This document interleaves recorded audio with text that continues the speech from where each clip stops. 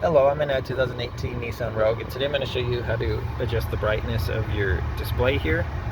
So while the vehicle's on, this here will activate your brightness controls for night and for day. Just keep pushing it, and then it's a touch screen, so you can just push with your finger to go up or down.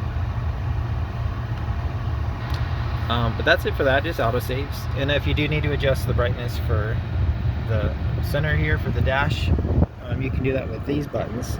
So this plus will make it brighter, and this minus will make it go down. And you can see on the dash its indicators will going up or down.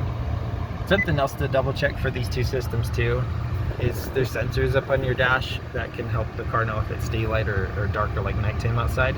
So make sure you don't have anything covering up there where there might be sensors. But that's it. I hope this was helpful, and I hope you have a wonderful rest of your day.